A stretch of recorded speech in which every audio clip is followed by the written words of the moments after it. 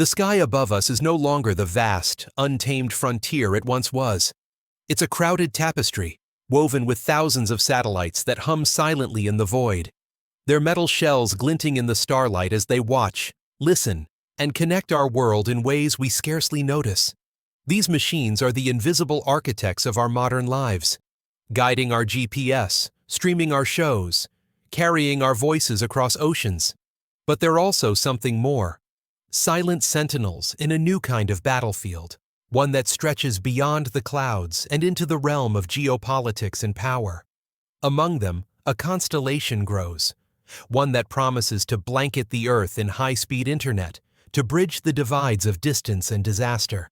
This is Starlink, the brainchild of Elon Musk's SpaceX, a network of over 7,000 satellites and counting, with ambitions to swell to 42,000, knitting the globe together in a web of light and data.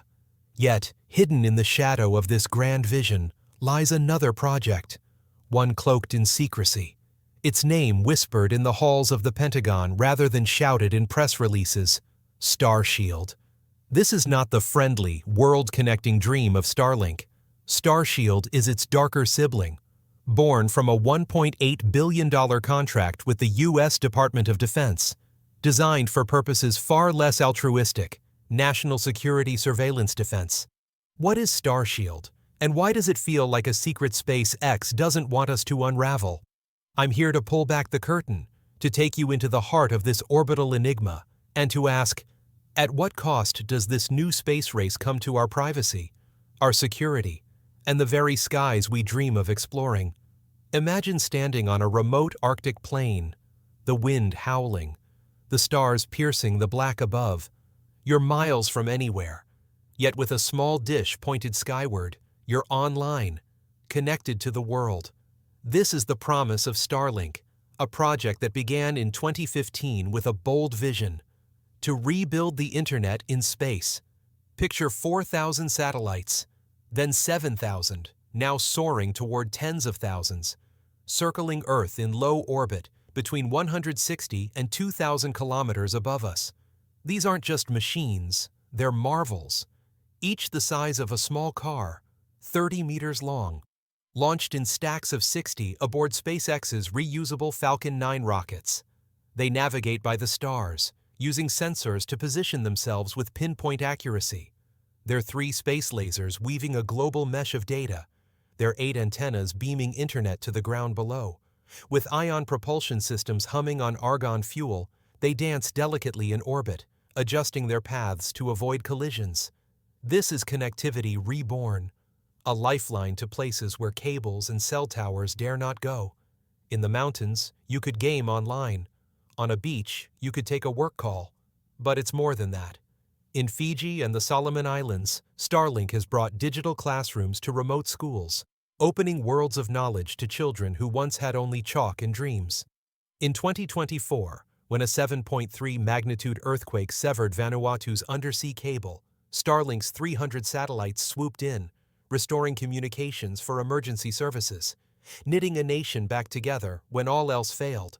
With 5.4 million subscribers and billions in revenue, Starlink is a triumph, a satellite empire spanning the Western Hemisphere and creeping toward Africa, Southeast Asia, even Antarctica. But empires cast shadows, and Starlink's is no exception. Now, step into the shadow. Starshield emerges, a name that sounds like it belongs in a sci-fi epic, but its reality is far more grounded and far more secretive. Unlike Starlink's open ambition to connect the world, Starshield is a military endeavor, funded by the National Reconnaissance Office, and designed for the U.S. government's eyes only. Its satellites, like Starlink's, orbit low, but they're built for defense, bristling with enhanced encryption and modular payloads that can be tailored for anything: communications, Earth observation, target tracking, missile warnings. These are not tools for streaming or schooling. They're instruments of war, designed to see what others hide, to hear what others whisper, to guide what others aim. The U.S. Marines have already embraced them, with the 2nd Marine Division using Starshield for everything from basic comms to precision targeting, even in storms and power outages that cripple other systems. In 2023, the U.S. Space Force signed a $70 million contract with SpaceX, hinting at a future where Starshield might outshine homegrown military satellites. But the details? They're locked away, shrouded in the kind of secrecy that makes you wonder what's really at stake. What we do know is that Starshield leans on the same tech as Starlink, those same laser communication terminals, those same high-speed data links weaving an untappable web in the sky. It's as if Starlink is the public face, the proof of concept, while Starshield is the hidden blade, honed for a different purpose. And yet, the line between them blurs, especially when you look at the battlefields of today. Consider Ukraine, where Starlink has become more than a tool. It's a lifeline. Elon Musk himself has called it the backbone of the Ukrainian army, a network that keeps their front lines connected in the chaos of war. Without it, he's warned, their defenses could collapse. Poland foots a $50 million bill to keep Starlink running for Ukraine, a civilian service turned military asset. And Musk has flexed that power, briefly switching off Starlink to prove a point, sending ripples through a conflict that hinges on bytes and bandwidth. In Gaza, the story is different, but no less charged. Amid an internet blackout imposed by Israel, Starlink was allowed to operate in a single hospital. After months of negotiation, a faint signal of hope for humanitarian workers in a sea of silence. Israel hesitates to expand access, wary that the same technology could be wielded against them. These are not just satellites, they're pawns in a global chess game, where a private company like SpaceX holds a king's power. This is where the heart of the mystery lies. When a corporation controls the tech that can sway wars, who truly holds the reins? Starshield might be SpaceX's attempt to carve out a separate space for military use, to untangle Starlink's commercial glow from the grim realities of defense. But as long as both systems share the same tech, the same lasers, the same orbits, that separation feels like a fiction, one that could have consequences we're only beginning to grasp. The sky is no longer just a place of wonder. It's a contested domain, a frontier where ambition and danger collide. Starlink and Starshield are reshaping our world, but they're also crowding our orbits, filling them with machines that could outlast their makers. Astronomers already lament the light pollution from Starlink's swarm, streaks of reflected sunlight that drown out the stars. Radio telescopes are blinded by emissions leaking from these satellites, with studies showing radiation levels 32 times stronger than earlier generations, flouting international regulations. And it's not just SpaceX. China's G1 constellation plans to add 13,000 satellites, while Amazon and OneWeb plot their own orbital empires. The result? A sky so congested that Starlink satellites adjusted their positions 100,500 times in a single year to avoid collisions. One maneuver every 5 minutes. Space junk, rocket parts, derelict spacecraft, fragments as small as a centimeter, zips through low Earth orbit at 25,000 kilometers per hour. Faster than a bullet, each piece a potential trigger for disaster.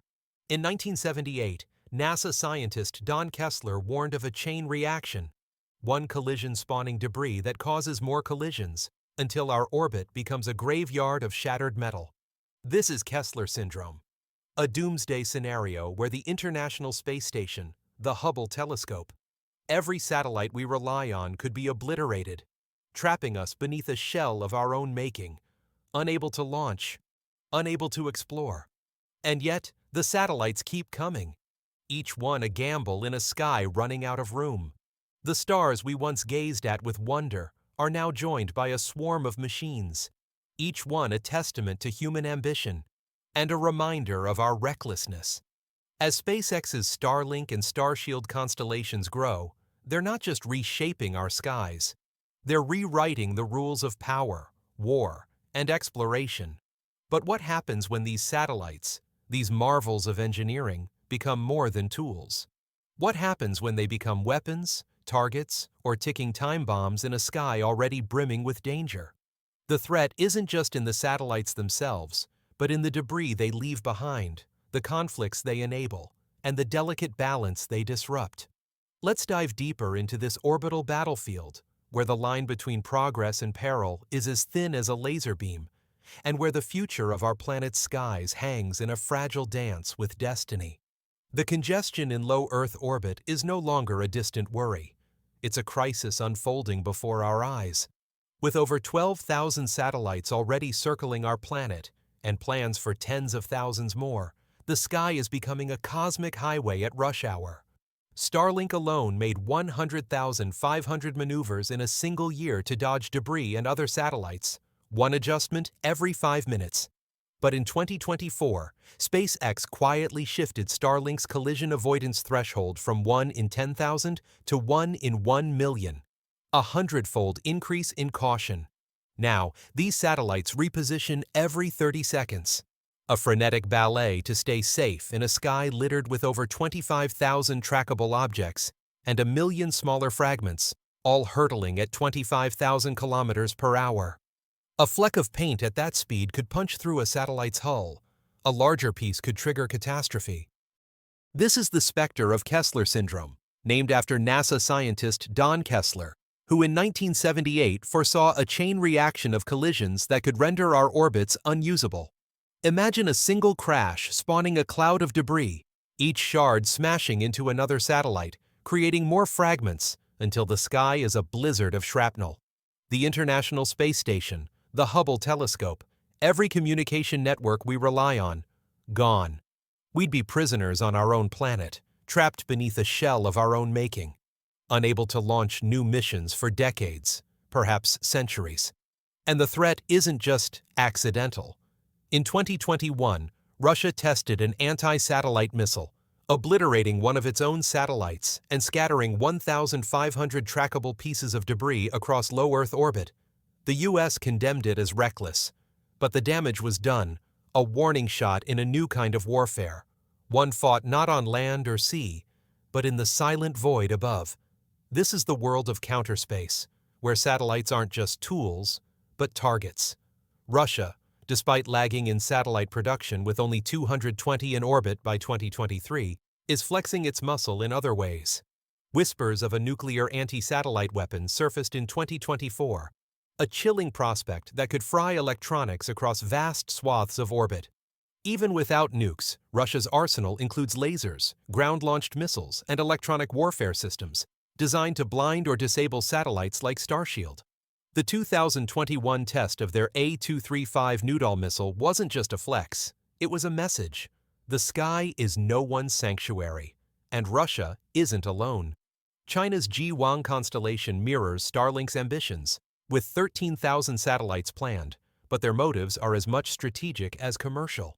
The U.S., through Starshield, is building a fortress in orbit, but it's a fortress that could become a flashpoint. If a satellite, Starlink or Starshield, becomes a valid military target, what stops a nation from striking first? And what happens when the debris from that strike sparks the very chain reaction Kessler feared?